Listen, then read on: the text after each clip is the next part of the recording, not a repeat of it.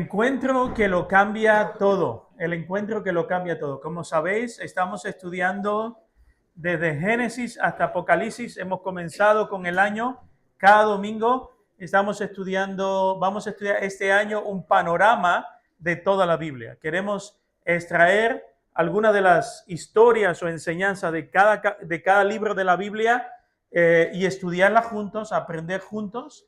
Y hoy estamos hablando del tema el encuentro que lo cambia todo. Y vamos a basar este estudio en Génesis 32, del versículo 22 al 31. Para los que no tengáis Biblia, no se preocupen. Luego vamos a poner los versículos en la pantalla. Y el subtítulo del tema de hoy, de la enseñanza de hoy, es: el pasado llama a nuestra puerta cuando menos lo esperamos. El pasado llama a nuestra puerta cuando menos los esperamos.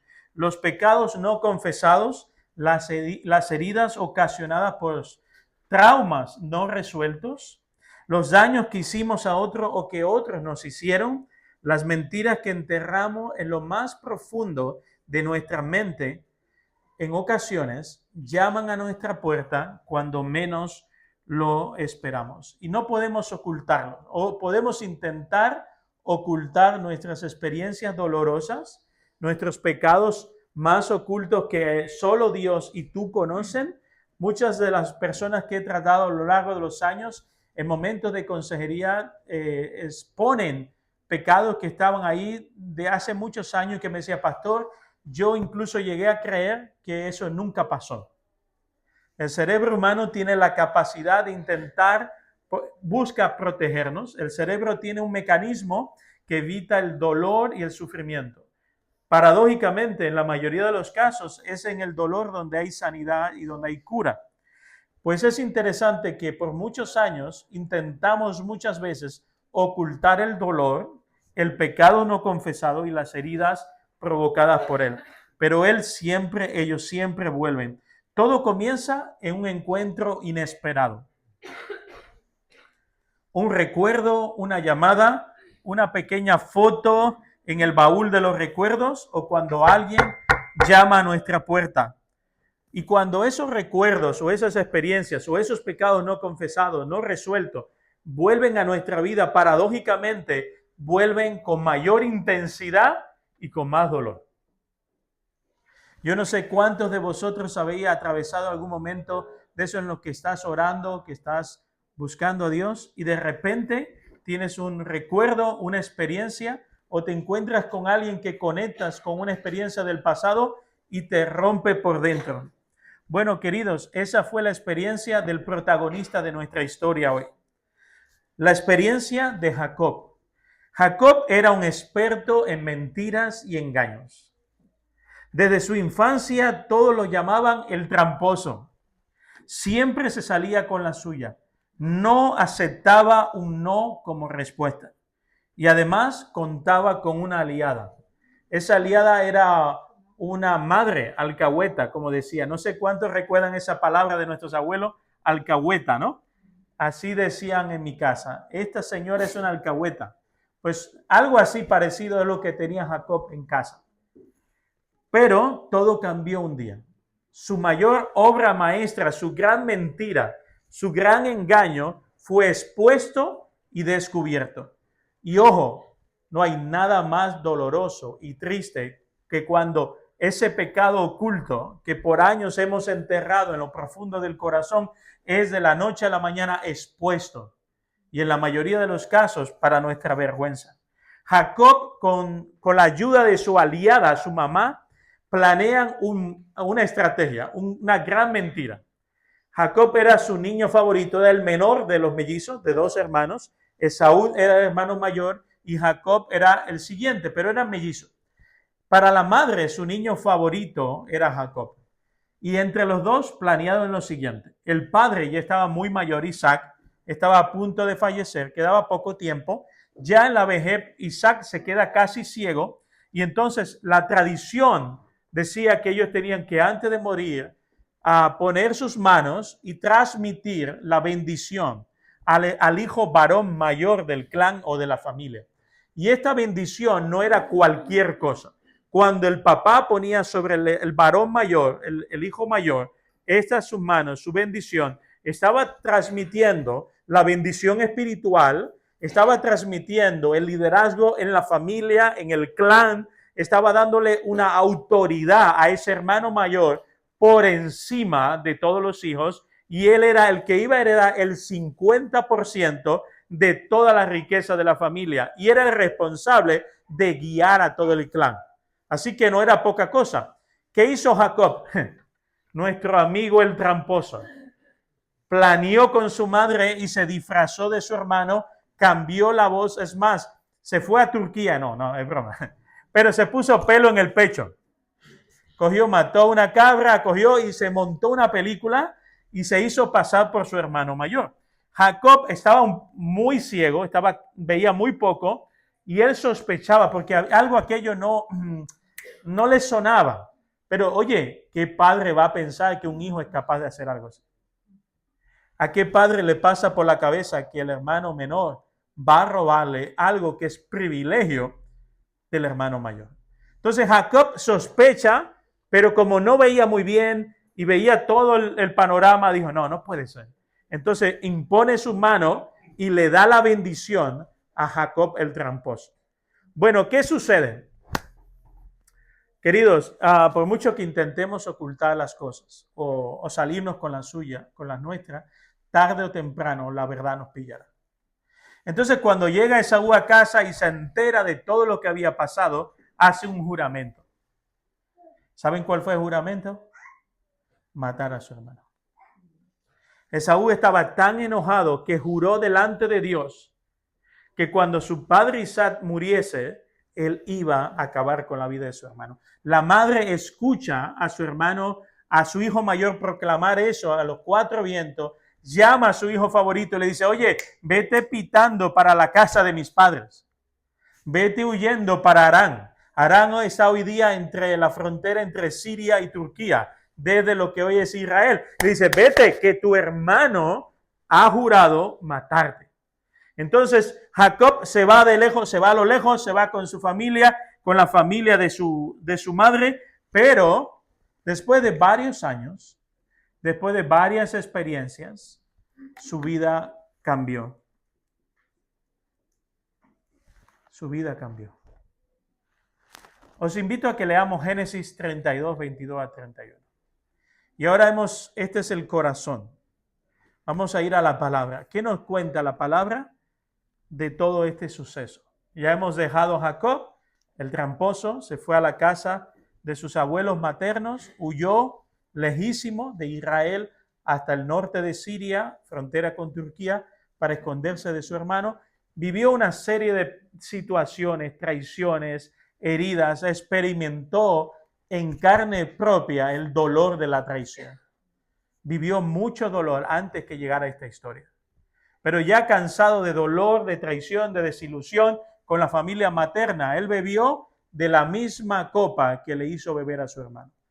Entonces, cansado de todo dolor y sufrimiento y de padecer por causa de un suegro, de esos suegros de los que tú dices, lo quiero bien lejos, pues él lo quería bien lejos porque le había hecho la vida imposible. Entonces Jacob ya decide, toma a su familia. Recuerden que en ese tiempo, aunque Dios no bendecía la poligamia, era muy común en esa época la poligamia. Entonces toma a sus dos esposas, a su sierva, a todo su clan, a su familia y retorna el mismo viaje que hizo su abuelo Abraham desde el norte de Siria, intentaba descender hasta lo que hoy es Israel. Y veamos hoy Génesis 32, versículo 22 adelante. Dice así la palabra. Durante la noche Jacob se levantó y tomó a sus dos esposas, a sus dos mujeres esclavas y a sus 11 hijos. Recuerden que en esa época no había Netflix, no había radio, no sé, tenía tiempo para tener todo esto. Y cruzó el río Jaboc con ellos. Después de llevarlos a la orilla, hizo pasar todas sus pertenencias. Entonces Jacob se quedó solo en el campamento y llegó un hombre y luchó con él hasta el amanecer. Cuando el hombre vio que no ganaría el combate, tocó la cadera de Jacob y lo dislocó. Luego el hombre le dijo, déjame ir, pues ya amanece. no te dejaré ir a menos que me bendigas, dijo Jacob. ¿Cómo te llamas?, preguntó el hombre. Y Jacob contestó, contestó él, tu nombre ya no será Jacob, le dijo el hombre. De ahora en adelante será llamado Israel, porque has luchado con Dios y con los hombres y has vencido. Por favor, dime cuál es tu nombre, le dijo Jacob. ¿Por qué quieres saber mi nombre?, respondió aquel hombre. Entonces bendijo Jacob allí. Jacob llamó a aquel lugar Peniel, que significa rostro de Dios. ¿Qué pasó? Perdón. Rostro de Dios, porque dijo, he visto a Dios cara a cara y sin embargo conservo la vida. El sol salía cuando Jacob dejó Peniel y se fue cojeando debido a su cadera dislocada. El pasado no resuelto siempre volverá cuando menos lo esperamos. Jacob había aprendido el arte del engaño y por mucho tiempo le había funcionado. Se había enfrentado a muchas cosas en su vida, pero siempre se había salido con las suyas. Pero recuerda las palabras que Dios le dijo a Caín. ¿Se acuerdan? Hace unas 2 semanas estuve predicando sobre Caín y Abel. Mira lo que dice Génesis 4:7, porque este consejo es clave para nuestra vida hoy. Y este consejo sería el ideal para Jacob.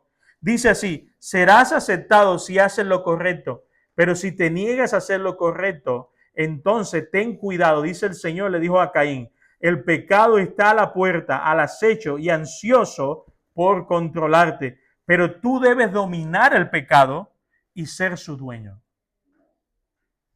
Por mucho que intentemos esconder nuestro pecado y nuestras heridas causadas por él, tarde o temprano ellas nos alcanzarán. Eso nos hace pensar en lo siguiente. ¿Qué has hecho para ocultar el pecado en tu vida? ¿Qué has hecho para ocultar el daño que has causado a otros?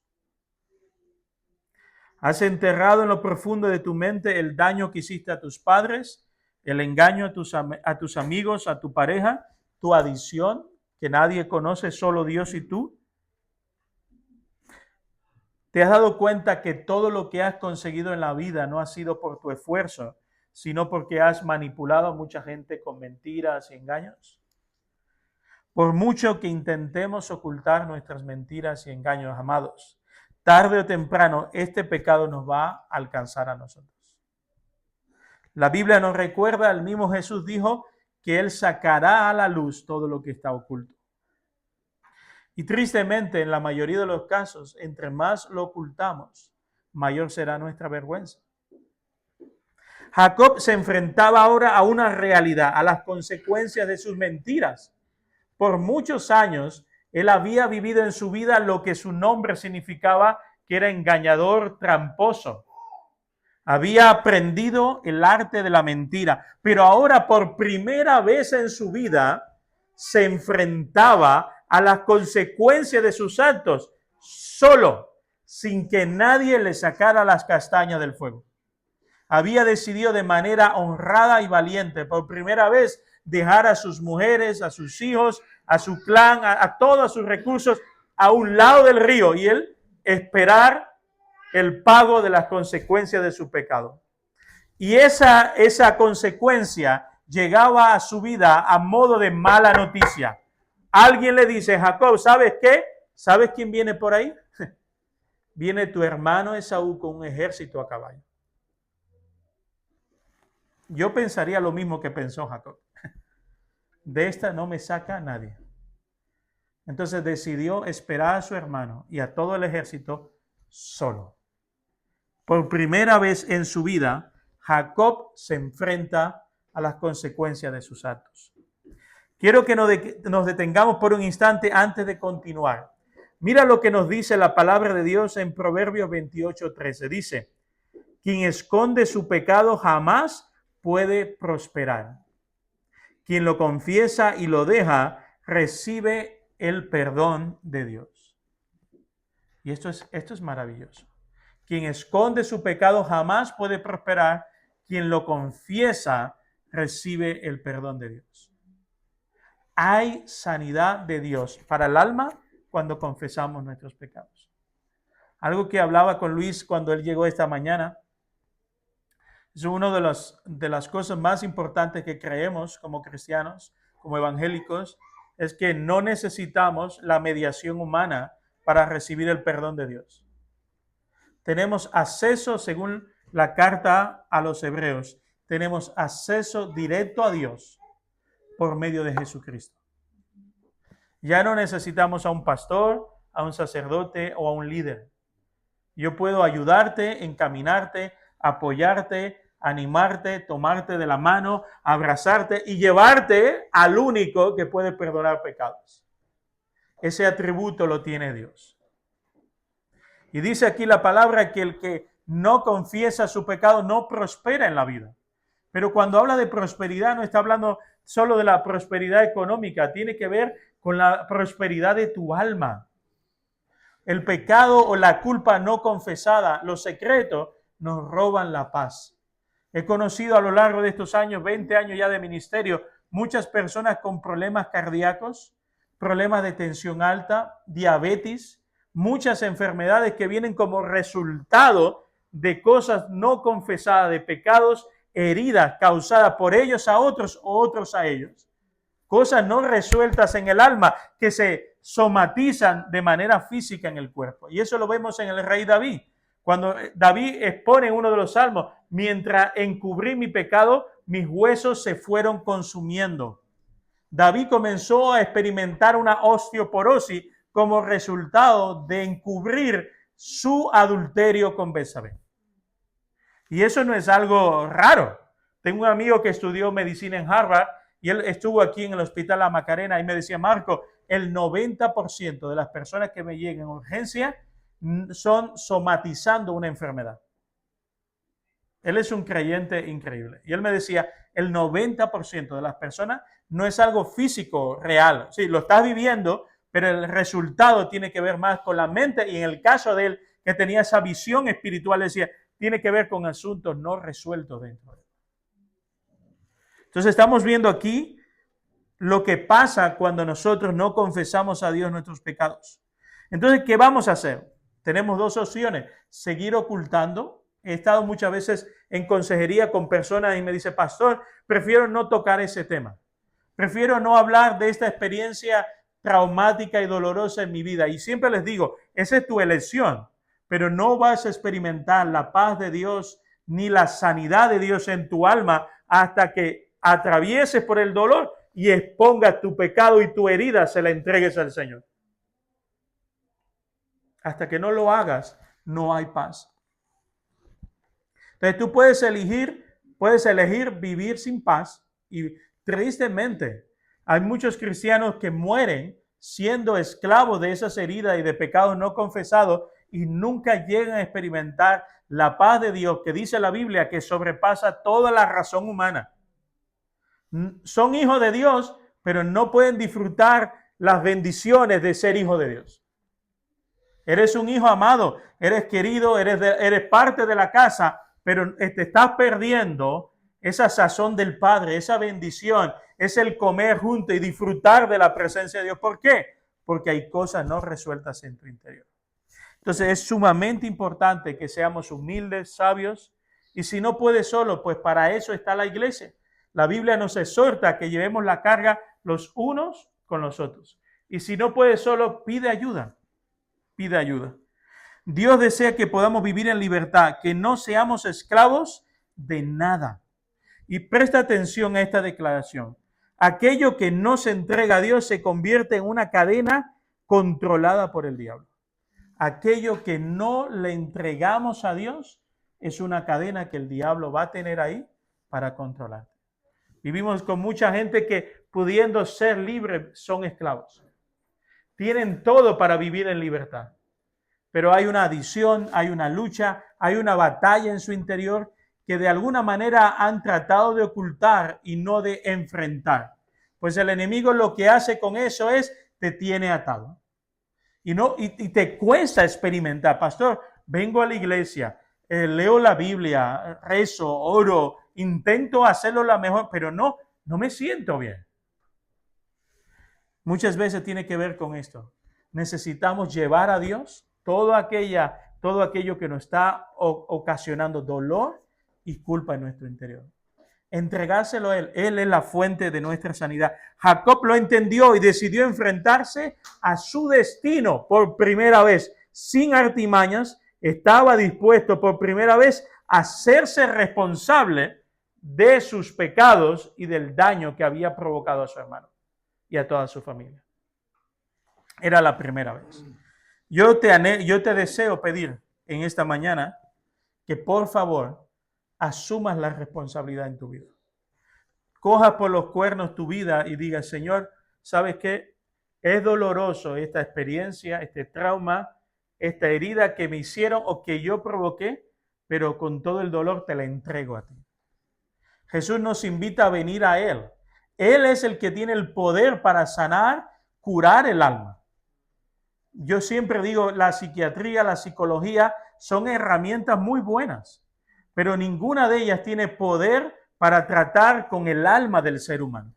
Solamente el Espíritu de Dios puede traer sanidad y libertad en aquello que hay dolor, que hay trauma, que hay experiencias dolorosas del alma. Solamente el Espíritu de Dios.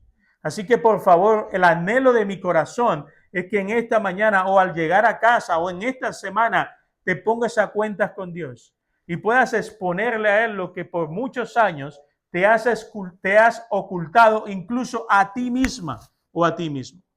Aquello que has tratado olvidar, pero ¿sabes qué? El enemigo no lo olvida y él lo va a utilizar para robarte su paz, robarte la paz que viene de Dios. En segundo lugar, la batalla que lo cambió todo. Vamos a ver ahora el instante de la batalla que lo cambió todo. Versículo 24 dice, entonces Jacob se quedó solo en el campamento y llegó un hombre y luchó con él hasta el amanecer. Cuando el hombre vio que no ganaría el combate, tocó la cadera de Jacob y lo dislocó. Luego el hombre le dijo, déjame ir, pues ya amanece. No te dejaré ir a menos que me bendiga, le dice Jacob. Este es uno de los encuentros más misteriosos de la Biblia. Si te encanta el true crime y todo ese rollo de misterio y novelas de misterio, pues este es uno de los hechos más misteriosos de toda la Biblia. ¿Quién era este hombre que aparece de manera misteriosa? Los comentaristas y los teólogos por 2000 años no se han puesto de acuerdo. La mayoría, o muchos de ellos, dicen como Juan Calvino, decían que era una visión o un sueño. Otros dicen que era un ángel y otros como yo creo sinceramente que era Dios. Porque luego en Oseas cita este pasaje y dice que Dios y el mismo Jacob dice que tuvo un encuentro con Dios. En la antigüedad, en el Antiguo Testamento, hay un hecho que solo ocurría en el Antiguo Testamento. Hay una palabra en teología que no aparece en la Biblia, pero que los teólogos usan para describir este hecho, y es teofanía. La palabra teofanía viene del griego clásico y lo usaban los escritores griegos de la literatura clásica para describir cuando los dioses del panteón griego descendían a la tierra, cuando Cupido venía y tiraba la flecha, o cuando Apolo aparecía, y Hermes y toda esta gente del panteón de los dioses griegos, ellos decían que eso es una teofanía. Entonces los teólogos dijeron, bueno, aquí lo que estamos viendo es una teofanía de Dios. Y entonces, ¿qué es? Es Dios tomando forma humana, revelándose a los hombres. Es interesante porque no es un hecho aislado en el Antiguo Testamento. También lo vemos cuando a Abraham se le aparece Dios en forma humana para anunciarle, junto a otros ángeles, anunciarle que iba a destruir la ciudad de Sodoma y Gomorra. Ahora bien, voy a hacer un matiz importante. Este hecho de teofanía o este hecho teológico solo sucede en el Antiguo Testamento. No lo vemos en el Nuevo Testamento. ¿Por qué? Porque en el Nuevo Testamento vemos la revelación especial de Dios, que es Cristo. Entonces Dios ya no necesita tomar forma humana, ya se hace humano. Por lo tanto, esa es la revelación más importante. La anterior eran con matices. Dios tomaba forma humana, pero no era humano. En Cristo es 100% humano y 100% Dios. Entonces esto es diferente. Entonces, en el Antiguo Testamento hay algunos sucesos así misteriosos en los cuales Dios toma forma humana porque tiene intención de revelar algo muy importante. Ahora, volviendo al corazón de la historia. Se nos ha enfadado Rodri. Volviendo al corazón de la historia. Ahora nos encontramos a Jacob liándola con un hombre, se está peleando con él. Y esta no sería una pelea cualquiera. Era una pelea, era una lucha física, mental y espiritual. ¿Por qué? Porque con quien estaba peleándose no era una persona de este mundo. No era alguien de este mundo. Por lo tanto, la lucha que estaba librando Jacob era física, emocional o mental y también espiritual. Porque el ser no era de este mundo. Esta lucha representa la batalla que Jacob también estaba librando en su interior. Por primera vez Jacob no usaba las armas con las que él estaba acostumbrado a enfrentarse. Y veremos cuáles eran esas armas. Ya hemos visto que era experto en mentiras y engaños. Pero ¿sabes quién también tuvo esa misma batalla? El apóstol Pablo. El apóstol Pablo escribe en Romanos capítulo 7, versículo 21. Aquí está. Romanos 7 del 21 al 25. Y vamos a ver, ahí está un poquito resumido. ¿El anterior? Ahí está. Ahí abajo. Míralo ahí pequeñito. Pablo tenía la misma lucha. No era solo Jacob. Jacob estaba librando una batalla externa, pero con implicaciones internas. Pablo dice lo siguiente. Me doy cuenta entonces de que, aunque quiero hacer lo bueno, solo puedo hacer lo malo. ¿Te has sentido eso alguna vez? Dice, quiero hacerlo bien. No quiero volverla a liar en mi matrimonio. No quiero volverla a liar en mi vida. No quiero volverla a echar a perder las cosas. Pero de repente ves que la vuelves a liar. Y te sientes la peor persona del planeta. Es más, una de las cosas que me encanta decir a la iglesia es que el diablo le encanta de que tú dudes de la bondad de Dios y del amor de Dios hacia ti. Por lo tanto, siempre va a estar empujándote a creer que eres el más malo de la película. Y mira, Pablo tiene esa misma lucha que Jacob. Dice, quiero hacer lo bueno, pero veo que cada vez que lo intento, lo que hago es malo. Y lo dice Pablo, no lo digo yo. En lo más profundo de mi corazón amo la ley, amo a Cristo, amo la palabra.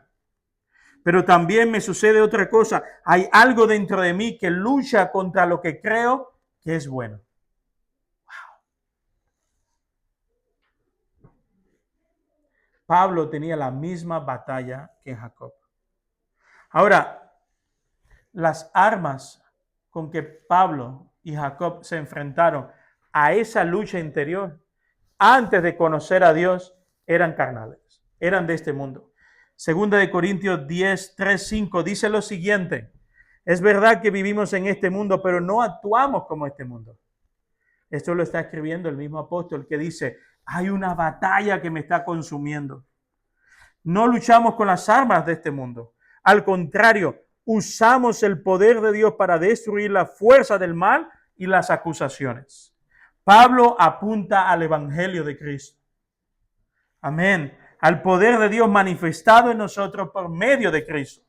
Es solo por medio de Cristo que podemos ser libres del poder del pecado que opera dentro de nosotros. No a través de las armas de este mundo, no a través de las artimañas.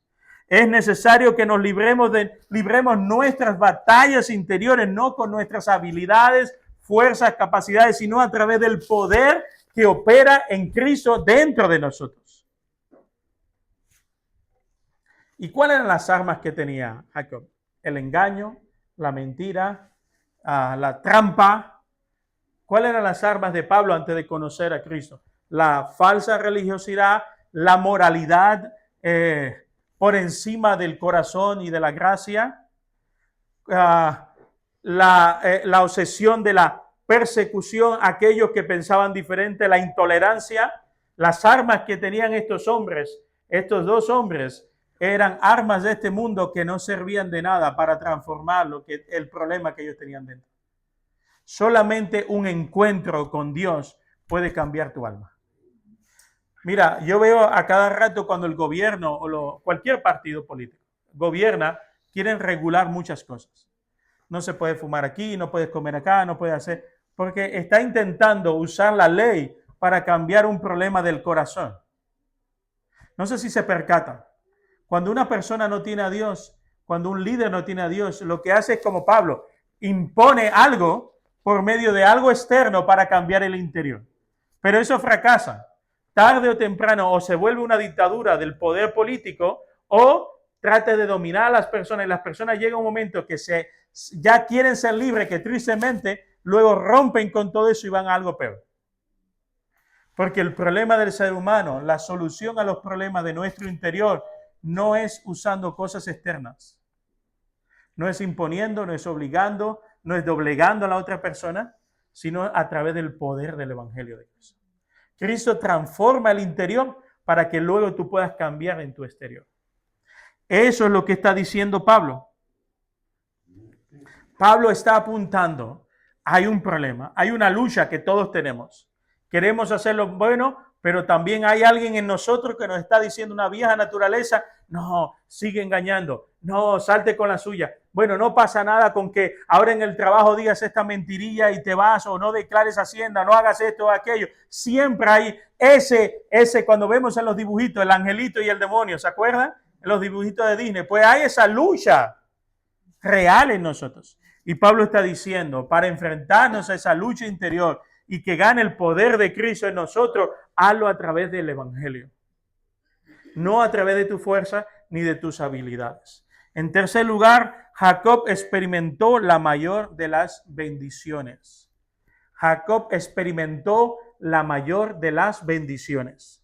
Versículo 27, ¿cómo te llamas?, preguntó el hombre. Jacob le contestó, tu nombre ya... él le contestó, este personaje, tu nombre ya no será Jacob, le dijo el hombre. De ahora en adelante serás llamado, ¿saben cómo? Israel. Porque has luchado con Dios y con los hombres y has vencido. En los tiempos bíblicos el nombre no era algo que se escogía a la ligera. No era tú no ibas a la revista del corazón de moda, a Lola del tiempo bíblico y decía, ostras, pues esta samaritana que está de moda, pues tiene un nombre muy chulo. No funcionaba así. No iba a decir, ¿quién es el tío que más pelea, el que más sabe? No. El nombre era de una manera, era un presagio del futuro de ese niño. El nombre iba a afectar la identidad y el legado de ese niño. Hasta el octavo día, hasta el momento de la circuncisión, si era varón, no se le daba nombre. La familia se tomaba muy en serio el nombre que se iba a poner al hijo. Porque ese nombre no solo le acompañaría toda su vida, sino moldearía su destino. ¿Te lo puedes imaginar que te llames el tramposo o el suplantador? No me quiero imaginar el bullying que Jacob recibió en el cole o en el vecindario o en el clan. Todo el mundo diciéndole, oye, mentiroso, vente para acá. Oye, con Jacob al Monopoly no se juega. ¿Por qué? Hombre, si todos lo saben, es el tramposo. Las palabras, amados, tienen poder. Proverbio 8:21 dice, la lengua puede traer vida o muerte. Lo que hablan mucho cosecharán sus consecuencias.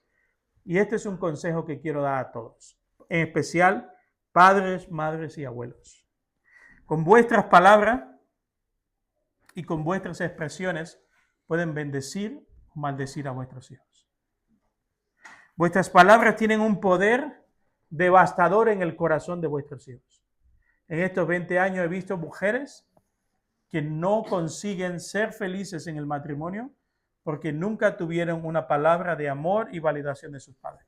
He conocido a hombres que luchan con adicciones y con el perfeccionismo porque nunca nadie les validó el valor que ellos tenían por ser quienes eran. Las palabras que declaramos a nuestros hijos y nietos tienen un poder devastador o de bendición. Y escucha esto porque es importante. No solo les va a bendecir a tus hijos, sino hasta la tercera, cuarta y muchas más generaciones pueden cambiar por lo que tú le declares a tus hijos. por la manera en que lo bendigas. Yo recuerdo cuando llegué a España hace casi ya 20 años, había una expresión que detesto, que no me gusta. He escuchado a muchos padres decirle a sus hijos, este es un tonto. Tonto, niño, no seas tonto. ¿Sabes lo que sucede cuando tú le llevas 20 años diciendo a un niño tonto? Que al 21 se lo cree. Jacob se creyó quien todo el mundo decía que él era. He conocido mujeres que me han confesado, Marco, yo me di a una mala vida porque mi padre cuando era niña me decía, tú eres una guá o eres una P. Dice, mi padre era misógino y me maltrataba con sus palabras. Pues yo cuando llegó a los 16, 17 años decidí hacer lo que toda la vida me habían dicho que era. Doy gracias que conocí a Cristo y me rescató. Así que ojo con lo que decimos a nuestros hijos. Ojo con la manera con que le hablamos a nuestros hijos. No solo le bendecimos a ellos, no solo afectamos su futuro, sino toda tu descendencia, amados. Jacob no era resultado de cualquier cosa. No estoy justificando los pecados de Jacob. Solo estoy diciendo que parte de la conducta de Jacob probablemente viene de una herencia de un hombre que comenzó siendo el mentiroso. Recuerda que podemos bendecir o dañar a nuestros hijos. La batalla había terminado, dice la palabra aquí. Jacob ya sabía con quién había peleado. No era cualquier persona. Él mismo declara, es Dios con quien he peleado. De alguna manera Dios le había permitido en esta dinámica o en esta enseñanza, le había permitido a Jacob que se saliera con la suya para bien. Ganó, pero Dios cambió su corazón. Aquel encuentro marcaría un antes y un después en la vida de Jacob. Cuando Jacob sale de ese encuentro, ya Dios no sería el Dios de Abraham, de Isaac, ahora sería el Dios de Jacob. Amén. Jacob tuvo una conversión a Dios. Cuando lees la historia de Jacob, constantemente dice al Dios de mi padre Isaac, el Dios de mi abuelo Abraham, y ahora dice mi Dios. He estado con mi Dios. Jacob tuvo una conversión con Dios. ¿Y sabe lo que pasó? Dios le cambió el nombre. ¿Y sabe lo que significaba eso, queridos? Significaba un nuevo comienzo, una nueva identidad. Israel significa el que lucha con Dios, el guerrero. Dejó de ser el tramposo, el mentiroso, el suplantador, el engañador, para ser el guerrero. Dejó de ser la cola en el clan para ahora darle nombre a una nación. Dios le dio a Jacob un nuevo comienzo. A partir de ahora, la vida vieja ya ha pasado. Estas palabras las encontramos también con Jesús y Nicodemo. Jesús le dice a Nicodemo, necesitas nacer de nuevo. Aquel día al salir el sol, Jacob tuvo una conversión. Se encontró con Cristo, se encontró con Dios. Segunda de Corintios 5:17 dice, todo el que pertenece a Cristo se ha convertido en una nueva persona. La vida vieja ha pasado y una nueva vida acaba de comenzar. Amados, al igual que Jacob, ahora tenemos la oportunidad de comenzar una vida nueva. Nuevos comienzos, nuevas oportunidades. Un apagar para encender. La gracia de Dios descendió sobre Jacob. Le cambió la vida. Y quiero darte una buena noticia antes de terminar. La gracia de Dios está ahora mismo disponible para cada uno de vosotros. Yo te invito a que la abraces. Y la buena noticia también es que ya no te tienes que caer a golpes con Dios. Ya Cristo lo hizo en la cruz del Calvario. Él recibió todos los golpes que te puedes imaginar. La ira de Dios, del Padre, cayó sobre Cristo en la cruz del Calvario. Lo pisoteó, dice la palabra. Lo machacó por amor a nosotros. Y ahora tenemos la misma oportunidad que Dios le dio a Jacob. Comenzar de nuevo. ¿Y sabe cuál es el nombre que Dios te va a dar? ¿Tu nuevo nombre? Hijo amado de Dios. Hija amada de Dios. ¿Y cómo puedes recibir eso? Solamente por medio de la fe en Jesucristo. No puedes hacer nada por ti mismo. No es ir no funciona ir a Lourdes y ponerle una vela. No funciona caminar 200 millas con una cruz en la espalda. Cristo ya lo hizo por ti. Ahora solo necesitas abrazar por medio de la fe el regalo de la salvación y del perdón de Dios. Solamente. Y hoy mismo, por medio de la fe en Cristo, recibirás el perdón de Dios. Un nuevo comienzo. Antes de terminar, quisiera hacer una oración. Dios conoce el corazón de cada uno de nosotros. Sabe en el instante en que nos encontramos. Probablemente han pasado muchos años y hoy has venido a la iglesia y has recordado esa experiencia, ese trauma, ese dolor, ese pecado no confesado. Pero para comenzar de nuevo, yo quiero invitarte que puedas dejar atrás toda esa atadura que tienes y puedas entregar tu vida a Dios y puedas decir, Señor, ¿sabes qué? Hoy quiero comenzar contigo. Quiero tener un encuentro como lo tuvo Jacob. Quiero encontrarme con el Dios de la gracia. Quiero entregarte mi vida. Quiero poner mi fe en ti y solamente en ti y experimentar esa paz que sobrepasa todo entendimiento. Quiero salir de aquí siendo una mujer amada y perdonada. Quiero salir de aquí siendo un hombre amado y perdonado, sabiendo de que soy un hijo de Dios y eso no lo va a cambiar nadie. Eso no me lo va a arrebatar nadie, ni aún tú misma, ni tú mismo, queriendo arrebatarte esa bendición, no lo vas a poder. Porque la Biblia nos recuerda que si has creído en Cristo, ya eres salva y eres salvo. Así que si hay alguien entre nosotros que quiere entregarle su vida a Cristo y quiere hoy decir, Señor, quiero comenzar de cero contigo, yo te invito a que hagas una sencilla oración. Orar es hablar con Dios. Y ¿sabes qué? No hay oración perfecta. No hay oraciones mágicas.